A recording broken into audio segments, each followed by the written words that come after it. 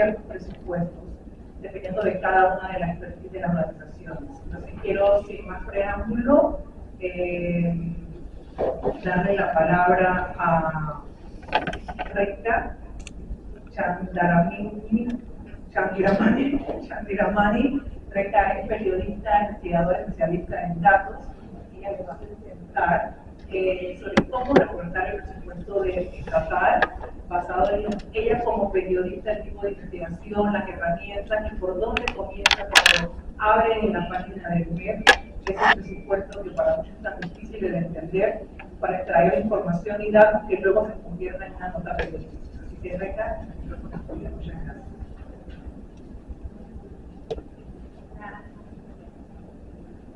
Buenos días a todos y a todas. Gracias ya por la presentación.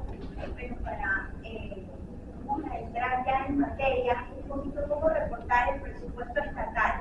Esto debería ser no solamente dirigido a periodistas, sino a cualquier ciudadano que debe, tiene y puede, o tiene con el acceso básico a las páginas donde está la información, pueda desmenuzar el presupuesto, ver en qué se está gastando y tal. Entonces, reportar sobre el presupuesto estatal, qué, cómo, cuándo, dónde y por qué. Estas son como las preguntas que le dicen a uno en la Facultad de Periodismo, que es lo que todo periodista debe responder.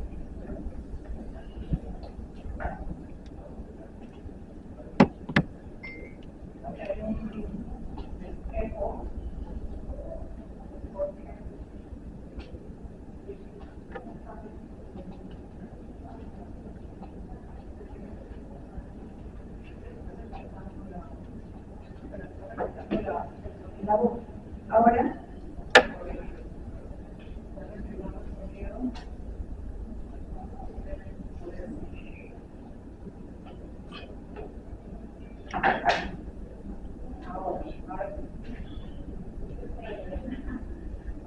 Ahora sí. A ver, entonces.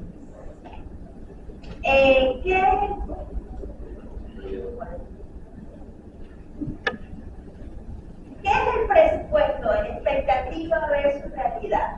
El presupuesto estatal es lo que dice el Estado, en este caso, que va a gastar en invertir el gobierno en un año.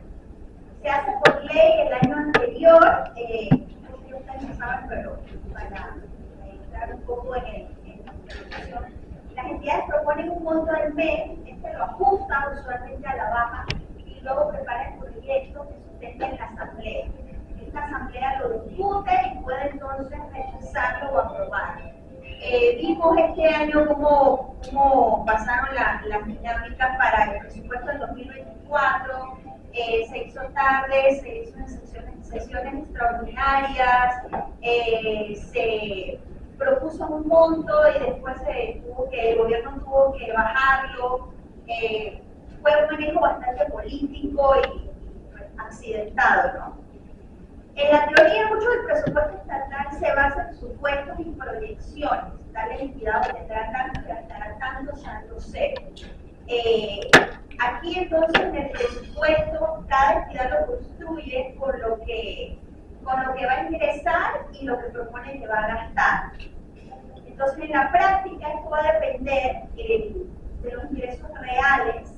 Usualmente lo que hace el gobierno es que subestima los ingresos para poder poner presupuestos altos y los gastos reales usualmente los subestima también. Entra también aquí el pago de la deuda, la nueva deuda contratada que va ilustrando el presupuesto sobre la marcha. Ni hablemos de que el mismo, todas estas dinámicas que ocurren en la comisión de presupuesto, todo esto siempre oscurece el panorama de algo que supuestamente pensamos que debe ser totalmente técnico, pero que como ya veremos, pues no es solamente técnico. No pasa. Duro.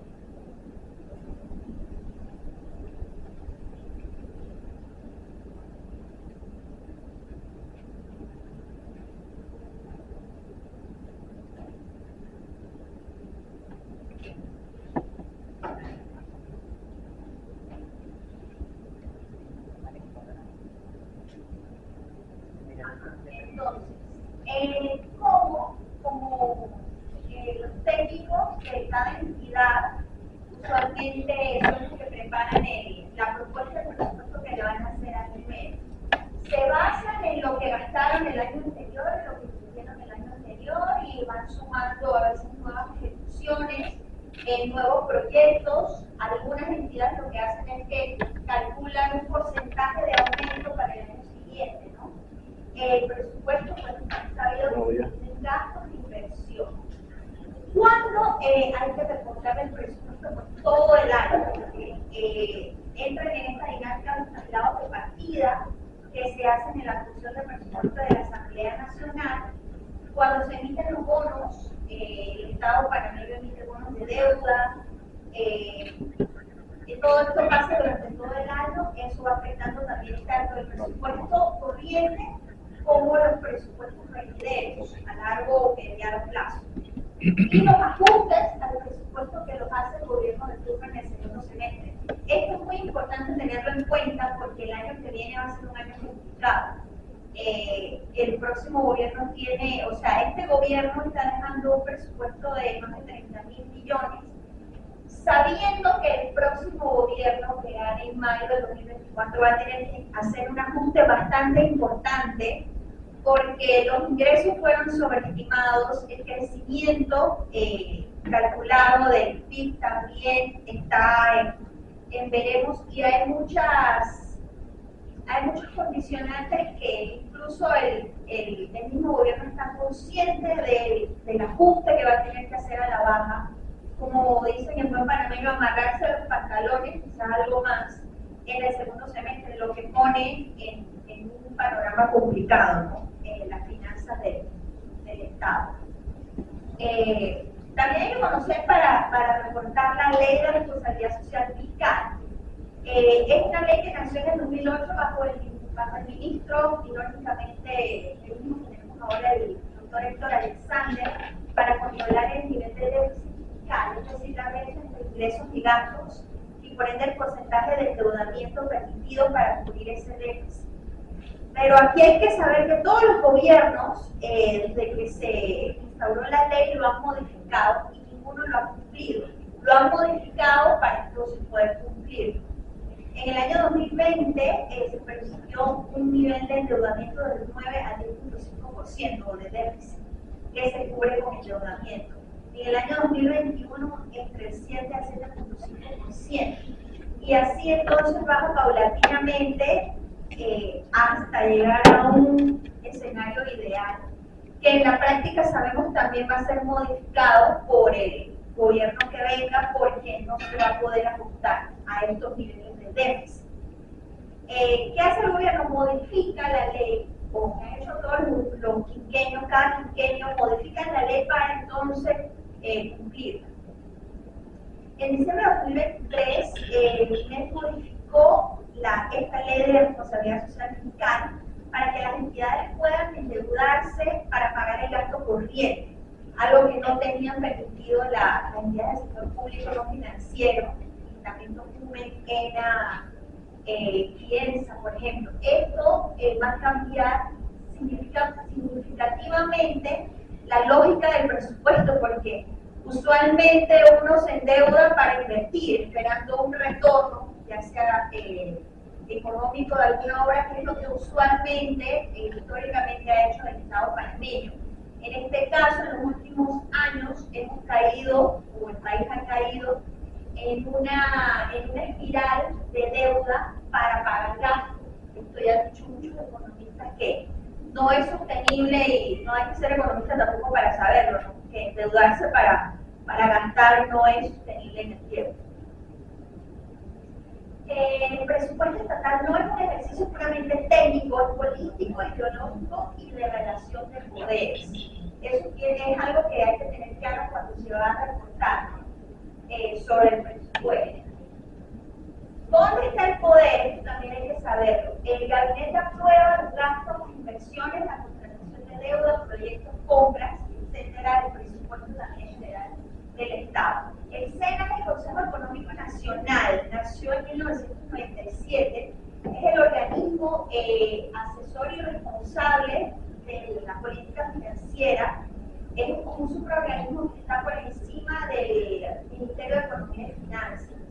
Entonces, el MES, este Consejo Económico Nacional tiene una secretaría en la cual está el ministro del MEF, el director del Banco Nacional de Panamá, está el Contralor y otros dos ministros que son los que ejecutan los planes aprobados, los planes financieros por el Consejo Económico Nacional.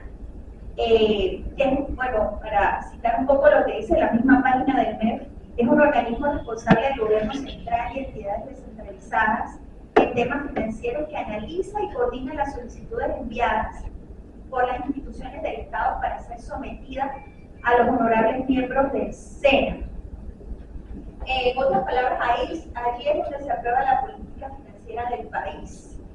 Esto un poco nace, pues, no vamos a decir para reemplazar, pero puede tener una similitud con el distinto Ministerio de Planificación, que ya citó el mismo MEF, que no existe, que iban a instaurar y no se ha concretado luego, por lo menos.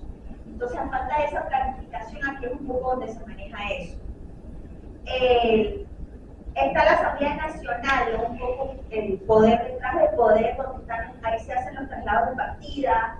Recordemos que hay para mí la ley modificada para el próximo año, el presupuesto, todos los traslados de partidas de cualquier mundo tienen que pasar por la Asamblea, por la Comisión de Presupuesto, y esto lo dijo el diputado Mateo Vázquez, ¿no? Que se redujo también de 30 a 15 días el tiempo de espera de comunicación. Todo esto hay que tenerlo en mente cuando se va a reportar sobre el presupuesto. Por pago de favores, por puestos, por obras, el famoso cuartito, donde tienen que pasar o instan los diputados a pasar para aprobar los traslados de partida.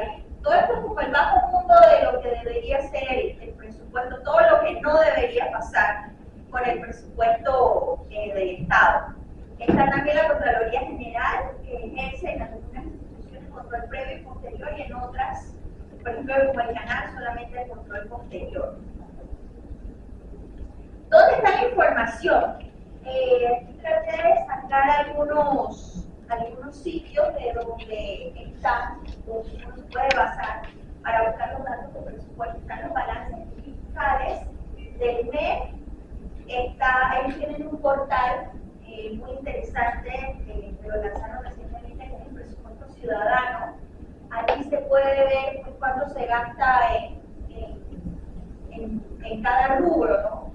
Por compras, el salario, etc. Está bastante gráfico y es bastante útil. La Dirección de Financiamiento Público, también es un portal del MEF, está un poco más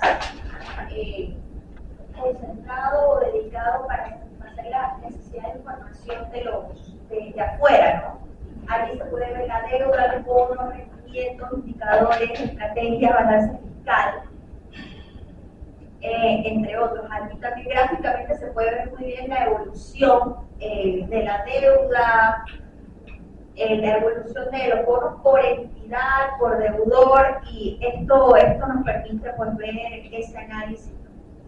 En la Dirección General de Ingresos, pues tienen los informes tributarios, que son los ingresos. Aquí se pueden ver la diferencia entre lo proyectado y lo realmente recaudado, el histórico de los impuestos y demás, ¿no? Que esto es como